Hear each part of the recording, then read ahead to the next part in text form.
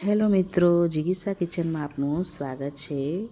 તો આજે આપણે બાળકો અને મોટા સૌ કોઈને મનપસંદ એવા ચીઝ બોલ બનાવવાના છીએ। જોતાં જ ખાવાનું મન થઈ જાય એવા। તો આને તમે ફ્રીઝરની અંદર મહિના સુધી સ્ટોર કરી શકો છો। તો હવે આપણે એને બનાવવા માટે હું અહીંયા 3 થી 4 જેટલા બટેકા બાફીને લીધા છે, જેને હું શેણીની મદદથી છીણી દઈશ।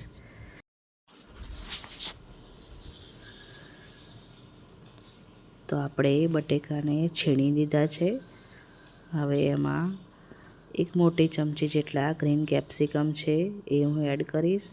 અડધી ચમચી જેટલો મરીનો પાવડર લીધો છે, અડધી ચમચી જેટલા ચીલી ફ્લેક્સ અને 1 વાટકી જેટલા ધાણા લીધા છે એ અંદર હું એડ કરીશ।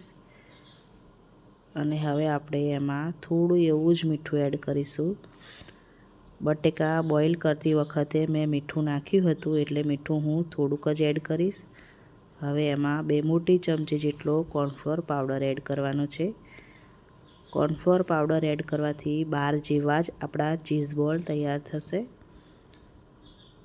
હવે એમાં અડધી ચમચી જેટલો ઓરેગાનો એડ કરીશું। થોડું એવું ચીઝને પણ આપણે છીણી લેશું। તો તમારે મકાઈના દાણા એડ કરવા હોય તો તમે મકાઈના દાણાને બોઇલ કરીને આની અંદર એડ કરી શકો છો।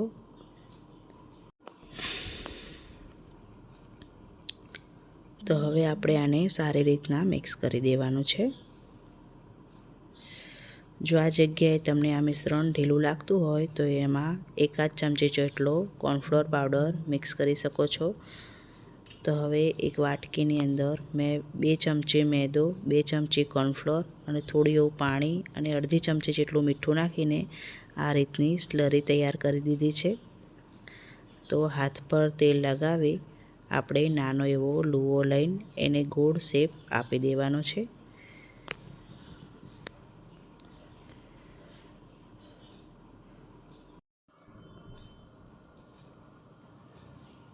હવે મેં આમાં મોઝરેલા ચીઝના નાના નાના કટકા કરી દીધા છે। તો એ આપણે આની અંદર મૂકી પછી આપણે આને ગોળ શેપ આપી દેવાનો છે। ચીઝ બોલની અંદર મોઝરેલા ચીઝ જ લેવાનું છે। હવે આપણે જે આ સ્લરી તૈયાર કરી હતી એની અંદર આપણે એને એડ કરીશું અને આને સારી રીતના મિક્સ કરી દેવાનું છે। હવે આપણે સ્લરીમાંથી કાઢી આને બ્રેડ ક્રમ્સની અંદર નાખી દઈશું અને બ્રેડ ક્રમ્સથી આને સારી રીતના કોટિંગ કરી દેવાનું છે। હાથની મદદથી થોડું એવું દબાવીને આપણે કોટિંગ કરી દઈશું, જેથી તરતી વખતે આપણો ચીઝ બહાર ન નીકળી જાય। તો એ રીતના આપણે બીજા પણ ચીઝ બોલ બનાવીને તૈયાર કરી દઈશું।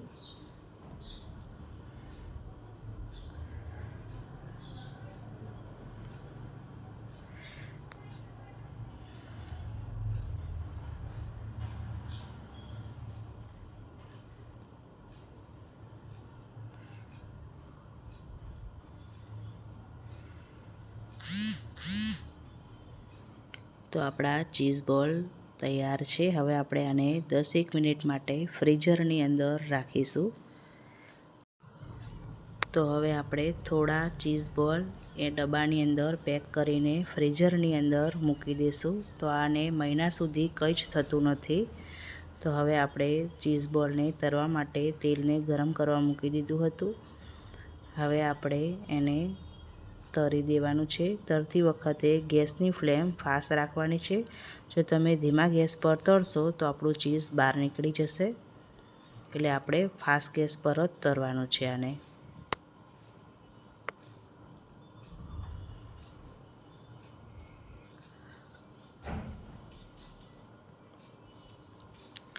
તો આને ગોલ્ડન બ્રાઉન કલરના થાય ત્યાં સુધી આપણે આને તળવાનું છે।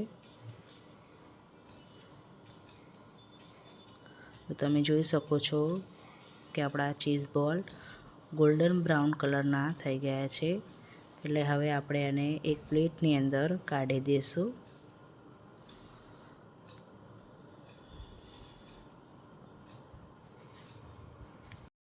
ચીઝ બોલને ખાવાની મજા પડી જાય એ રીતનો આપણે એક ડીપ તૈયાર કરવાના છીએ. એના માટે એક બાઉલની અંદર 2 ચમચી જેટલો ટોમેટો કેચઅપ લેશું અને 1 ચમચી જેટલો મેયોનીઝ લીધો છે.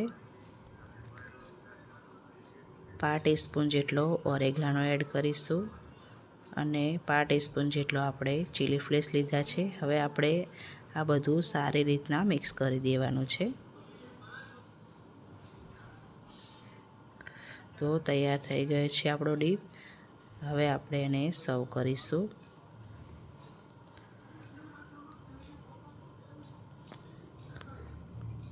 તો મારા અને મારા પરિવારના તો આ ચીઝ બોલ ખૂબ જ ફેવરેટ છે. જો તમને પણ અમારી આ રેસીપી પસંદ આવી હોય તો લાઈક, શેર, સબસ્ક્રાઈબ કરજો. Thank you.